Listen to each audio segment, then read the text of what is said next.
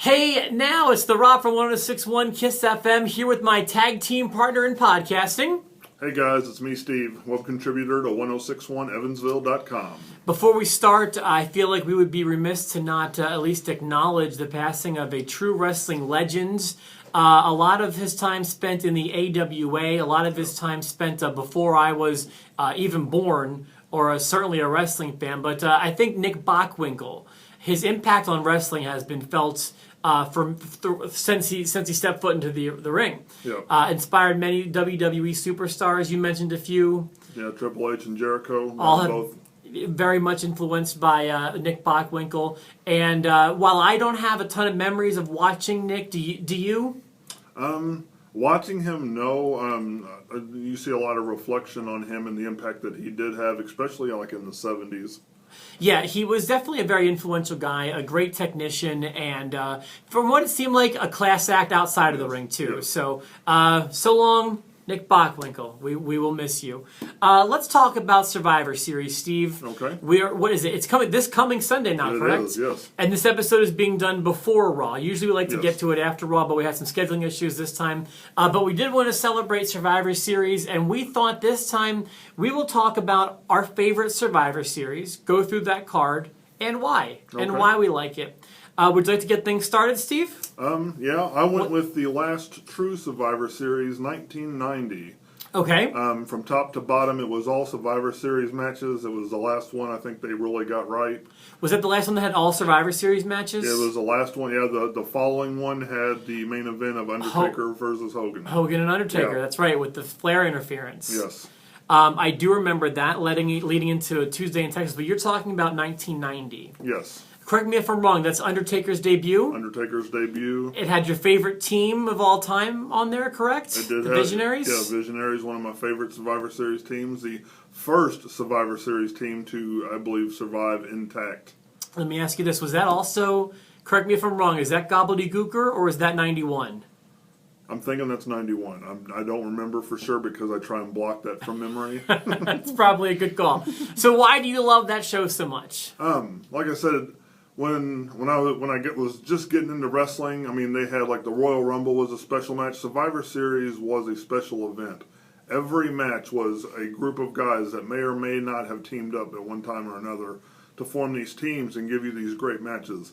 I love the promos going into them. I mean, you have 4 different personalities standing here, each giving you their take on this match they're all going to participate in. This is the last one they did right. It had great talent and great teams. Had some not great teams.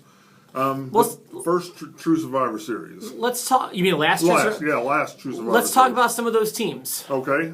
First, I'm going to mention the Visionaries. I love the War. I was always a big man fan. You always have been. Yeah. So I love the Warlord, Rick Martel, great heel, Power and Glory, Paul Roman, Hercules, round out that team.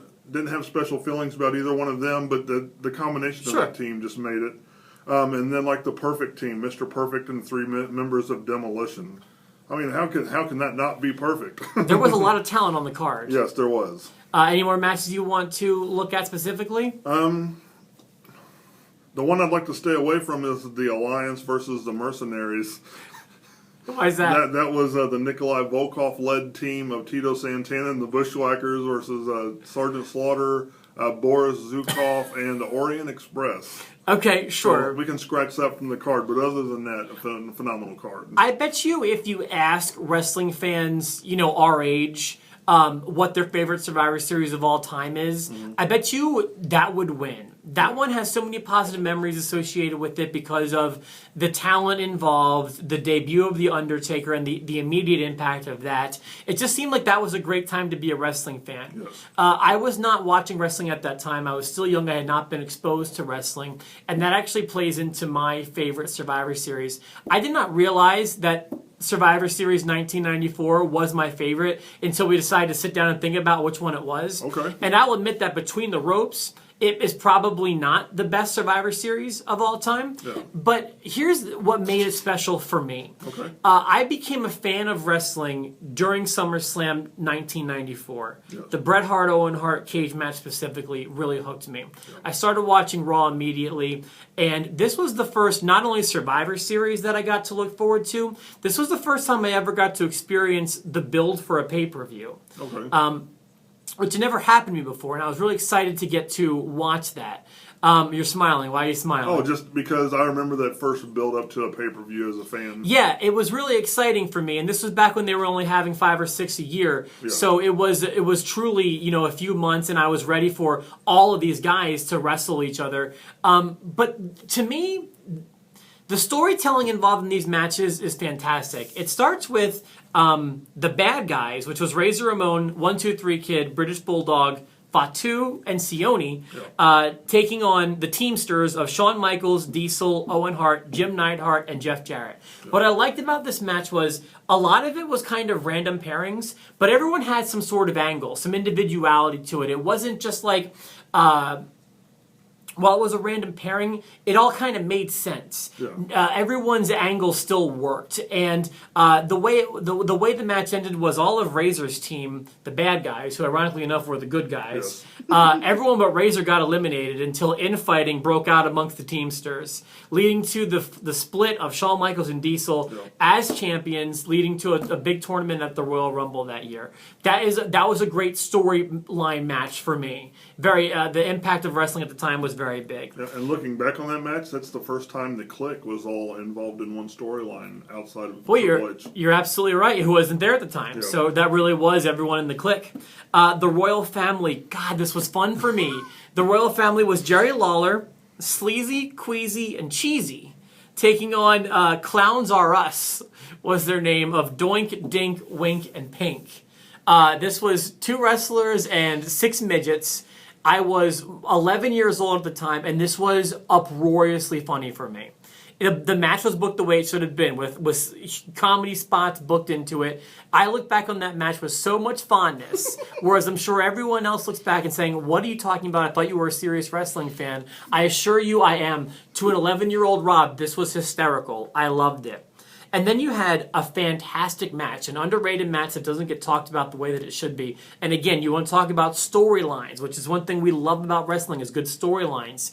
What was going on with Bret Hart and Bob Backlund in 1994? It was the sharpshooter versus the chicken wing. Yes. I remember their 1-900 number. You could call in and vote which move was more devastating. And they made it seem like whichever guy locks in this move is going to kill the other guy. Yes. It was devastating. And Bret Hart was in that chicken wing for so long in that match. And if you remember, this is the match where Davey Boy gets knocked out. The corner man has to throw in the towel. It's a unique submission match. So you have British Bulldog in Bret's corner. You have Owen Hart in Bob Backlund's corner. British Bulldog falls down and hits his head on the stairs. He's knocked out. He's not there to throw in Bret's towel. Owen convinces his mom to not even worry about her son-in-law Davey Boy, to just pick up the towel, toss it in. I love that match. To me, it's an underrated classic, a highlight of the Hitman and of Bob Backlund for sure.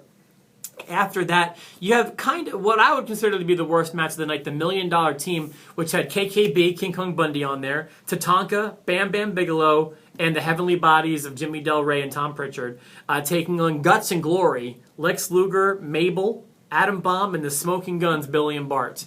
It was what it was. It was a Survivor Series, at least, an elimination tag. And then I remember the special enforcer for the main event. Do you remember?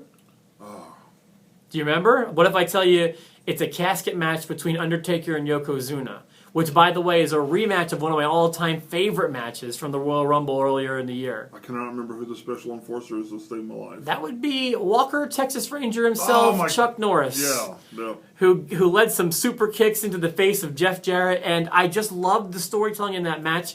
I was a huge fan of their 94 match, which I had on videotape at the time, and their casket match where Undertaker died and rose and all that Yeah. stuff. And the rematch, watching Undertaker get his revenge on Yokozuna in that humongous casket, I was so into all of the matches that night. And for me, just a sentimental favorite. I love watching Survivor Series 1994. Was that the first appearance of the supersized casket? Well, I would think that 94 Royal Rumble earlier that year would have had it too.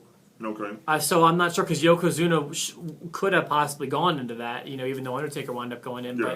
But I know it's goofy to a lot of people, but to me, my sentimental favorite Royal Rumble. All right. Let us know I'm sorry, I'm saying Royal Rumble when I meant Survivor Series. Yes. Let us know whose Survivor Series was better, Rob's or Steve's, 90 or 1994.